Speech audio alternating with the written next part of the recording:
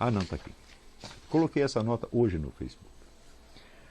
Todos nós que fomos criados no Brasil recebemos o impacto de um caos mental intolerável e sofremos por isso de graves deficiências de percepção e de julgamento. Todos nós, sem exceção.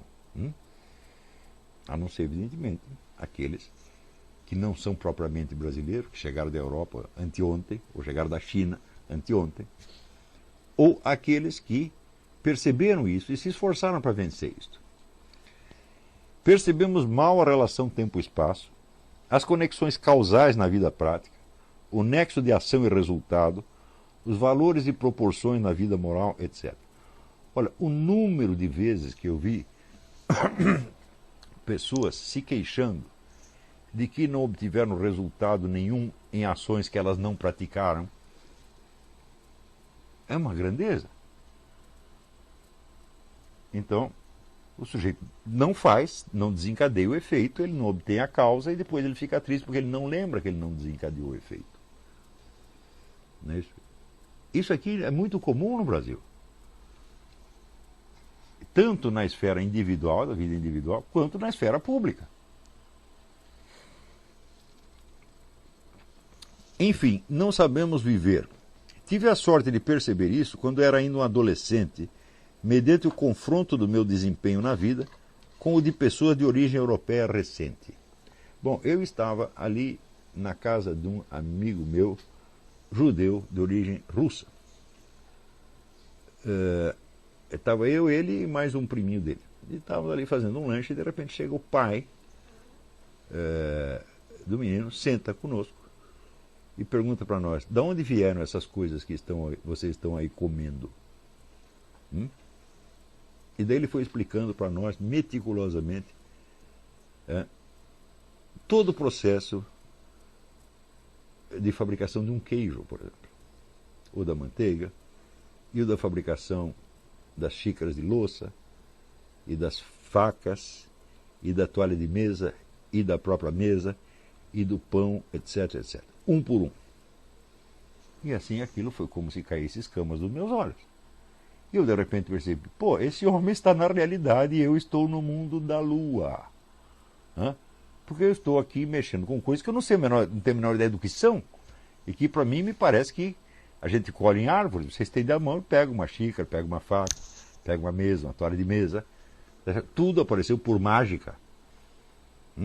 E esse homem estava num plano onde as coisas tinham uma origem, que era, por um lado, a natureza, a presença do universo físico, e o trabalho humano que havia transformado isso aí naqueles objetos que nós estávamos percebendo. E este é o coeficiente de veracidade do marxismo. Para aí, não vai além disso. Tá certo? Porém, isso para mim foi um choque de realidade. E eu percebi que só algumas pessoas tinham esta noção densa da realidade. Realidade que se constitui de uma presença física e de uma ação que se desempenha ali e que é o tecido da nossa própria vida. Só algumas pessoas tinham essa noção e todas essas pessoas eram de origem europeia recente. Então, ou o pai tinha vindo da Europa, ou a própria pessoa era de origem, era húngaro, era russo, era alemão, alguma coisa assim, e fala, eu não vi um brasileiro que tivesse isso. Então,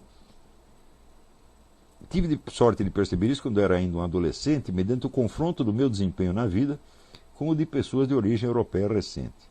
Cheguei à conclusão de que eu era um sonso, um bobão em toda a linha. Fiquei estarrecido e comecei um trabalho de autorreforma que levou mais de 20 anos. Até hoje me impressionam a inépcia, a falta de sentido prático dos brasileiros, não raro mal compensadas por alguma habilidade profissional específica. Por exemplo, o sujeito é um empresário e investidor, sabe fazer dinheiro e se gaba de ser, por isso, um homem prático, mas não sabe resolver conflitos domésticos banais ou planejar suas férias sem transformá-las num pesadelo, e assim por diante.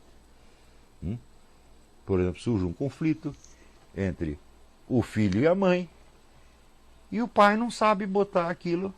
Pergunta para mim se isso acontece. Surge um problema aqui entre o filho e a mãe, Se eu levar mais de 1 minuto para resolver isso, eu sou a besta quadrada. Eu resolvo e pacifico a coisa na hora, porque eu sei como funciona, meu Deus do céu. No entanto, os homens práticos são empresários, são generais de exército, são investidores, são políticos, tomam grandes decisões, acham que são homens práticos porque têm o domínio da prática na sua profissão específica, mas não tem na vida. Então, o resultado não tem sentido prático nenhum, mas tem um sentido prático especializado numa área desse tamanho. Ele sabe administrar, por exemplo, uma fábrica, mas não sabe administrar a sua porca vida. Isto que falta para todos os brasileiros. Todos, sem exceção. A não ser aqueles que foram beneficiados por uma outra cultura. Eu digo que foi nos Estados Unidos, em 1986, que pela primeira vez eu percebi que algum problema prático tinha solução. Por quê? Porque no Brasil eu nunca tinha visto ninguém resolver nenhum problema prático. Juro para vocês, tudo quanto era problema que aparecia virava uma desgraça, uma tragédia. E de repente você via aqui pessoas que, peraí, vamos pensar como é que a gente faz. Dá para fazer assim, dá para fazer assim, dá para resolver. Então eu percebi que os americanos eles tinham um repertório de possibilidades de vida que transcendia infinitamente as possibilidades do brasileiro. Então eu vi, bom, na América é o lugar do possível e no Brasil é a terra do impossível. Tudo fica impossível. Por exemplo, eu vivo convidando pessoas para vir para cá. Vem passar um tempo aqui. Daí o sujeito responde assim, não, mas para isso, assim, eu preciso divorciar da minha mulher, vender meu apartamento, obter não sei quanto de renda na Bolsa de Valores e comprar um cachorro, e etc, etc, etc. E daí eu vou. É claro que não vem nunca. Ou seja, para resolver um problema, ele tem que resolver a vida inteira. O número de pessoas que pensam assim é muito grande e tudo fica impossível. Outra experiência minha. Eu nunca tive uma única ideia na minha porca vida que todos os brasileiros consultados não dissessem que ia dar errado. Sempre. Ah, eu quero fazer tal coisa. Não, você está com ilusão, você não tem experiência da vida, você vai se ferrar. Sempre foi assim. Ou seja, o indivíduo compensa a sua incapacidade prática castrando a capacidade prática do outro e castrando o desejo de agir. Então, é claro que nós estamos num país doente, mas quando dizemos um país doente, onde está o país doente? Bom, ele está na sociedade em volta, mas ele está no seu coração também. Você é doente. Todos nós brasileiros somos doentes. Todos nós somos incapazes. E para nos tornarmos capazes, nós temos que fazer uma reforma dentro de nós. Então, começar por perceber isso, olhar no espelho e dizer, eu não sei fazer nada. Então, aprenda a fazer alguma coisa, depois outra, depois outra, depois outra, depois outra. Por exemplo, você tem um conflito doméstico. Como é que você resolve o conflito doméstico? Duas pessoas brigam, como é que você faz? Ou tem dois cachorros brigando, como é que você separa o cachorro? Eu digo, bom, você não sabe, mas em algum lugar existe alguém que sabe. Existe uma tradição, uma cultura, onde houve um aprendizado que foi passado de geração em geração. Então, aquilo que você não sabe, alguém sabe. E procurar isso chama-se adquirir cultura. Mas acontece que no Brasil, cultura é uma coisa, a vida prática é outra. Então, é um problema kantiano. Entende por que é um problema kantiano? Como que eu faço para resolver uma coisa sem saber resolver essa coisa? E sem adquirir o conhecimento disso? Como eu faço para eu enxergar sem enxergar? Como é o mundo, como seria o mundo percebido se não fosse percebido? É uma pegadinha infernal, absolutamente infernal. É o Zenão de Eleia de novo, gente. Então, quanto mais fragilizado um ser humano está, mais facilmente ele cai nessas pegadinhas zenonianas. E isso torna a sua vida impossível. O sonho da minha vida, se eu pudesse pegar cada pessoa e mostrar tudo o que ela pode fazer, toda, vamos dizer, a inteligência que ela tem, o poder que ela tem, a criatividade que ela tem, eu faria isso. Mas eu só posso fazer com um número pequeno de pessoas e mesmo assim eu tenho dificuldade.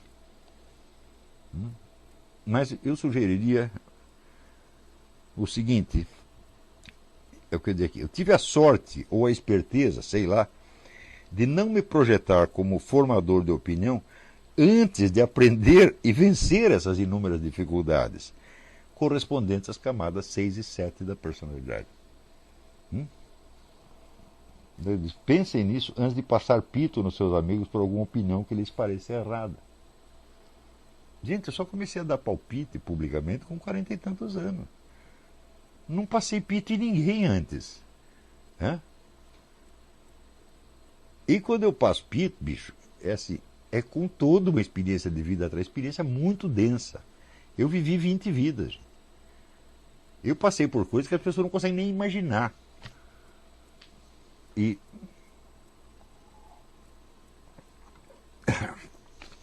então, é claro que a minha capacidade expressiva é muito limitada em relação, vamos dizer, à amplitude da experiência que eu vivi.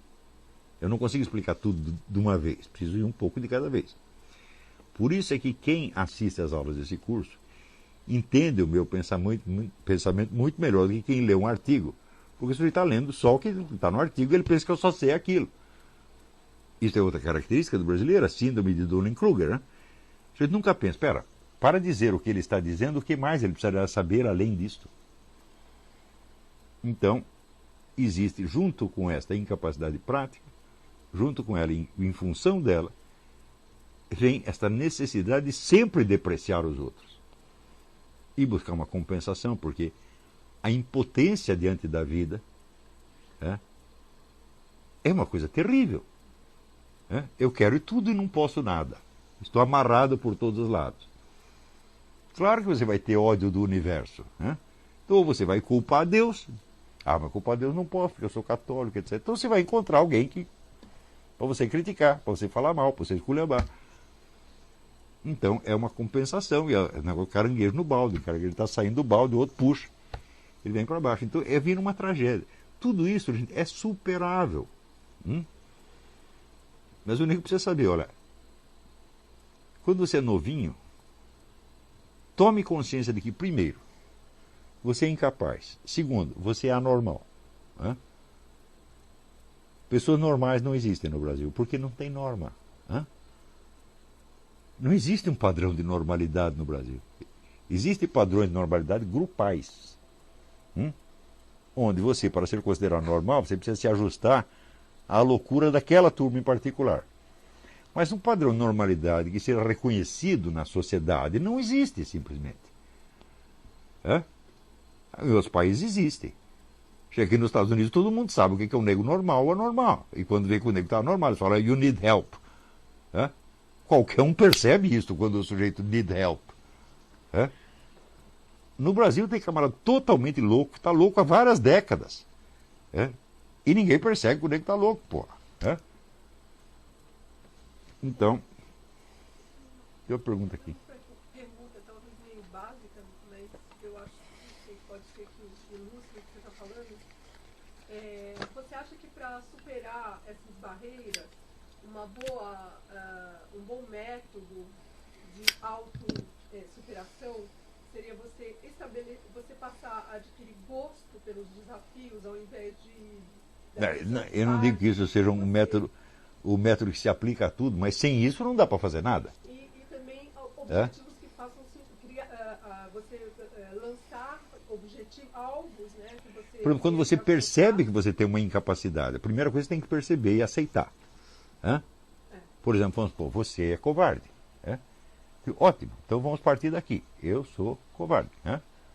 Como é que eu faço para deixar de ser? Então, primeiro, você tem que conhecer alguma pessoa corajosa. E em vez de você odiá-la porque ela é melhor que você vai ter que aprender com ela, pô. E enfrentar situações E enfrentar situações. A pessoa, se ela não se testa, Claro. Eu, quando era adolescente, eu tive um grande professor de coragem, que era um amigo meu, que era um gaguinho. E por ele ser um gaguinho, baixinho, tá certo? Ele compensava isso com atos de bravuras cada vez maiores. E eu falei, pô, isso aí é legal, eu vou fazer a mesma coisa, porque daí eu vou ficar corajoso como ele. E isso me fez muito bem. Agora, se eu ficasse com raiva dele por ele ser corajoso, eu teria ficado covarde.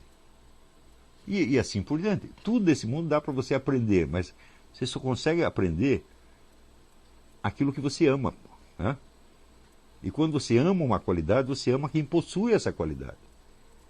E esse amor vai impregnando você das qualidades do outro.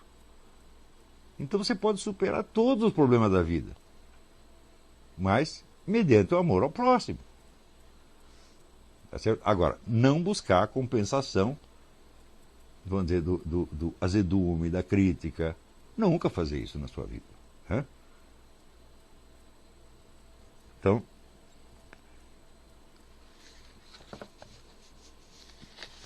pense assim, eu só vou passar pito em alguém quando eu tiver vencido essas coisas. Quando eu tiver certeza de que, agora eu consegui a minha sanidade, a minha normalidade, a minha centralidade. Então agora eu sei quem eu sou. Eu tenho um centro. Quando eu falo a palavra eu estou muito consciente do que eu estou falando. Não uso a palavra eu à toa. Quer dizer, quando eu falo eu, estou falando toda a minha história, a minha evolução, a minha autoconsciência, a minha presença diante de Deus quando me confesso. Estou falando tudo isso. Então eu quer dizer alguma coisa.